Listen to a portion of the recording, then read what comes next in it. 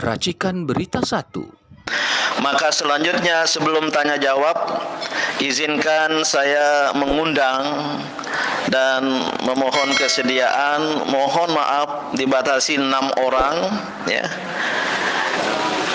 Pertama saya ingin undang Dr. Roy Suryo. Tolong diberi mic, tapi tolong dibatasi 3 menit ya. Siap. Kalau lebih sedikit 5 menit.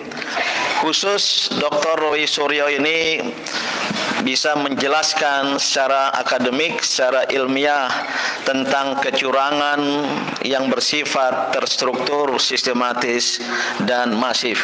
Silakan Mas, cukup duduk saja. Prof ya, terima kasih. Prof Din. Assalamualaikum warahmatullahi wabarakatuh. Salam sejahtera untuk kita semuanya. Om Swastiastu. Salam sejahtera. Baik, pada siang hari ini karena waktunya sangat singkat, tetapi saya ingin memastikan bahwa yang pertama, saya bukan lagi politisi karena masih banyak orang yang salah mengira saya masih bagian dari salah satu partai. Tidak ya. 3 tahun saya sudah pamit baik-baik dari partai dan alhamdulillah menyelesaikan studi, dan di sini ada guru saya, Prof. Hafid Abbas ini, penguji saya.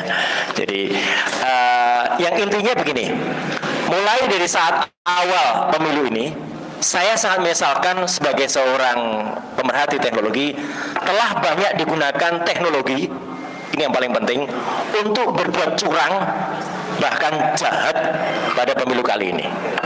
Salah satunya adalah teknologi yang mungkin tidak kelihatan pada teman-teman semua, tapi saya pakai juga waktu itu dipakai pada saat debat. Nah, ini saya pakai ini. Jadi ketika waktu itu saya menyebut ada salah satu cawapres yang menggunakan alat bantu, ya, kita harus mulai dari situ, karena itu sudah dimulai teknologi digunakan untuk berbuat curang. Ironisnya, semakin jahatnya, fakta yang saya sampaikan pada saat itu, yaitu saya menunjukkan ada digunakan alat bantu, telah berbuat laporan ke kepolisian. Jadi saya pun dalam posisi sekarang dilaporkan. Tapi nggak apa-apa, itu tetap saya hadapi karena itu bagian dari perjuangan. Nah, itu fakta. Karena itu fakta. Dan itu dipakai pada 2 kali penampilannya. Yang satu ketika waktu itu masih dipakai di atas, dan yang kedua ketika tidak kelihatan. Seolah-olah tidak kelihatan karena disembunyikan di dalam kerah bajunya, kerah jaketnya. Alatnya ini wireless, jadi nggak kelihatan kalau dipakai, dia tidak akan kelihatan. Dimasukkan dalam kerah bajunya. Ya, ini karena ini kerah baju kelihatan. Tapi kalau dia jaketnya dibikin berdiri, maka itu tidak kelihatan. Yang kedua adalah sekarang sudah mulai perhitungan suara. Dan salah satu teknologi yang dipakai adalah teknologi yang namanya OMR, Optical Mark Reader, atau OCR, Optical Character Recognizer. Seolah-olah teman-teman media juga dibuat takjub dengan teknologi. Itu teknologi kuno. Sudah diciptakan sejak 110 tahun yang lalu. Jadi pada saat itu ada fisikawan Jerman, Emanuel, yang menemukan itu, dan itu di kampus-kampus, saya kira banyak petinggi kampus di sini, mantan itu sudah pakai, itu sudah lama, lebih dari 10-20 tahun yang lalu. Tapi kenapa sangat konyol ketika dipakai sekarang? Kalau tidak ada unsur tertentu yang di dalamnya. Artinya apa?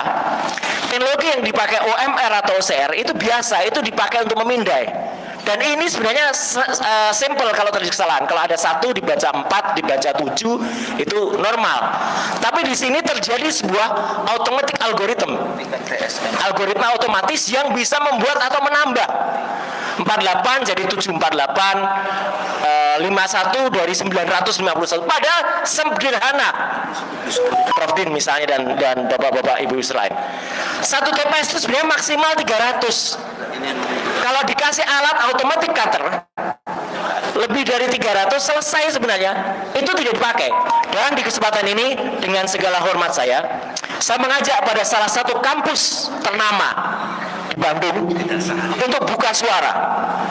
Karena di balik Sirekap sebenarnya ada kampus di Bandung itu yang menemukan itu Sirekap itu atau membuat itu 4 tahun yang lalu pada tahun 2020 ketika digunakan di pilkada.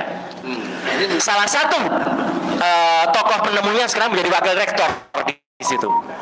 Ayo bicara. Para peneliti, para kampus jangan diam saja. Jangan mau kampus atau institusi itu diduduk di balik ini. Karena sistem yang sedang terjadi, desainnya yang salah. Dan bukan dari kampus itu, tapi saya merasa terhina. Ini yang terakhir. Dua institusi yang sekarang ada, yaitu Bawaslu dan KPU, ini seolah-olah menutup mata atau menjadi pelindung dari kecurangan ini. Bahkan Bawaslu mengatakan trial and error ini biasa. Masya Allah, pemilu yang menggunakan teknologi dan 247 rakyat kita terganggu dalamnya masih dimungkinkan trial and error. Ini, nah betul Pak, saya tidak sampai hati menggunakan kata sinting tadi ya. Tapi itu betul. Jadi itu keterlaluan. Tidak boleh, apalagi itu menggunakan APBN, menggunakan uang rakyat, uang kita yang dipakai di situ. At last dan not least, saya menolak keras statement salah satu komisioner KPU pada konferensi pers kemarin, Prof. Din, yang mengatakan semua data ada di dalam negeri. Tidak. Sistem IT KPU sekarang didaftarkan pada alibaba.com. Buktinya ada. IP yang ada itu terletak di Singapura. Beberapa kawan lain menyatakan ada juga di China, ada juga Perancis. Datanya itu ada di cloud. Teman-teman semua kalau naruh data di cloud, berani sumpah kalau data di cloud itu ada di Indonesia. Tidak, data di cloud itu tidak di Indonesia. Dan itu melanggar Undang-Undang PDP, Perlindungan Data Pribadi nomor 27 tahun 2022. Saya kebetulan ikut membuat Undang PDP itu. Semua objek vital data harus ada di Indonesia. Dan kalau KPU tidak mau diaudit, dia melanggar Undang-Undang nomor 14 tahun 2008 tentang keterbukaan informasi publik. Jadi, himbauan saya terakhir, saya ajak para akademisi, kalau di situ apa ya Pak, untuk bangkit dan bersuara. Kita dorong gerakan moral 100 tokoh ini untuk menyelamatkan bangsa ini. Sekian, terima kasih.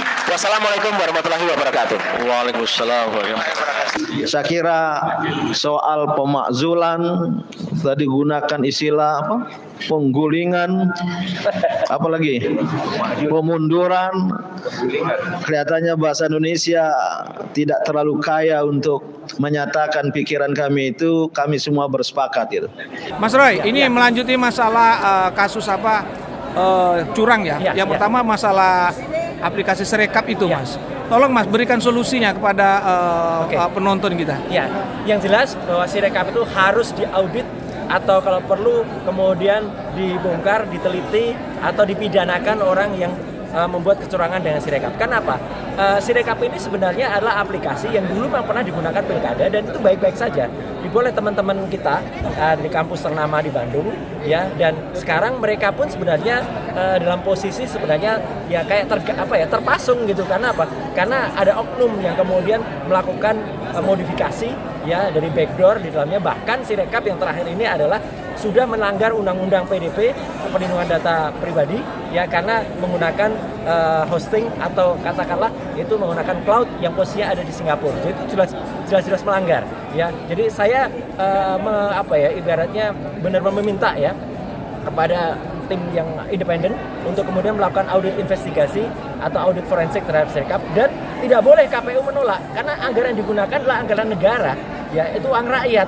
Kalau dia menolak, dia melanggar Undang-Undang Nomor 14 tentang keterbukaan informasi publik karena penggunaan uang negara. Jadi ini harus kemudian diteliti, kemudian dibongkar, diuji forensik, dan yang penting dari itu semua adalah gunakanlah hanya perhitungan yang resmi, yaitu form C1 plano atau C1 hasil.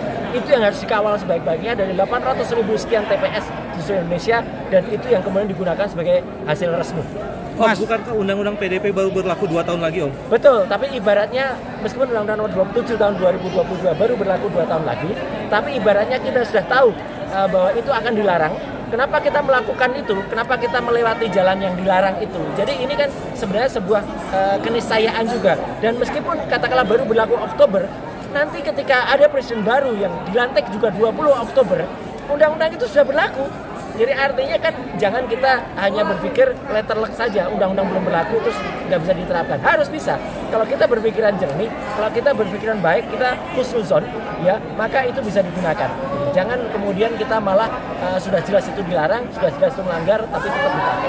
Mas, ini kan sifat dari Jokowi ini kan apa yang diucapkan pasti beda aplikasi. Gimana tuh Mas? Ya, menghadapinya? Itu mungkin lebih cocok orang psikolog yang kemudian menganalisa atau bahkan pakar kesehatan lah yang menganalisa. Tapi kalau menurut saya adalah apa yang salah menurut teknologi ya jangan kemudian diteruskan. Dan saya yang paling tidak rela adalah teknologi digunakan untuk mendukung kejahatan. Ya. Kenapa saya bilang mendukung kejahatan? Mulai dari debat Capres yang beberapa tahun lalu ya, debat Capres dan Cawapres itu.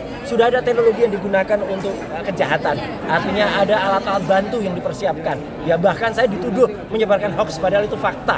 Ya KPU pun akhirnya kan meralat gitu. Yang tadinya 3 meg akhirnya hanya menjadi 1 meg. Dan yang terakhir seolah-olah dia lepas bebas tanpa alat. Padahal ada alatnya juga gitu ya. Hanya sayang waktu itu tidak kemudian dilakukan pemeriksaan karena pihak dari yang harusnya memeriksa mengatakan tidak mungkin memeriksa seorang calon yang dia masuk dalam kategori anak seorang pejabat negara. Jadi kan ini kan konyol sekali. Artinya kalau saya concernnya terhadap teknologi, ya jangan teknologi digunakan untuk kejahatan, termasuk Sirekap yang malah bisa digunakan untuk kejahatan, untuk mendorong orang melegitimasi kekuasaan yang sebenarnya itu salah. Jadi Om tadi menghimbau orang yang dari ITB itu maksudnya peran dia apa nih dalam gini jadi saya justru membela kampus ternama dari Bandung itu untuk apa? Untuk ikut bersuara. Jangan mau kampus dari Bandung itu yang sekarang malah menjadi ejekan di sosial media gitu. Karena dianggap ikut di dalamnya. Karena jelas kalau dari kampus saya kira murni lah baik, tapi kemudian karena dia mungkin kepala timnya itu sekarang menjadi pejabat di posisi rektorat ya, mungkin dia agak takut gitu. Ayo jangan takut, bersuara, karena kalau bersuara Anda ikut meneriakkan, Anda ikut kemudian memurnikan kembali gerakan ini, sama seperti para tokoh, para rektor, para profesor-profesor dan para guru besar, para doktor di seluruh kampus. Ayo bangkit lagi gitu. Jangan kemarin sudah menyampaikan sikap kemudian berhenti. Jangan, gerakan kita belum selesai, gerakan kita masih panjang, Indonesia masih harus kita perjuangkan. Yang maksud itu ketua tim itu yang membuat Sirekap di tahun 2020? Ya, jadi dia yang membuat ketuanya. Jadi ada tim dari kampus ternama di Bandung yang sempat membuat itu dan waktu itu digunakan pilkada, dan sekarang program yang sama dipakai, tapi ada beberapa penyimpangan kalau menurut saya, karena satu menggunakan cloud di Singapura, menggunakan cloud Alibaba. Kalau dulu malah enggak, kalau dulu ada internal di dalam negeri, sekarang dipakai. Tapi kan namanya masih tetap nama yang dulu timnya. Jadi artinya kasihan. Saya justru bela teman-teman dari Bandung itu, ayo ikut bersuara gitu loh, untuk menyampaikan sesuatu yang benar dan dikoreksi, dan kemudian melakukan, kalau perlu malah lakukan sendiri audit investigatif yang ada, audit forensiknya, dan KPU harus bisa terbuka menerima ini. Artinya yang membuka aksesnya itu bukan dari kampus itu dong? Ada oknum. Saya melihat, saya menyatakan ada oknum. Tapi apakah dari tim itu juga? Nanti akan terlihat pada saat audit forensik. Oleh karena itu harusnya yang bikin juga bersuara dulu. Betul, gitu, betul. Okay. Jadi ini justru saya bela mereka.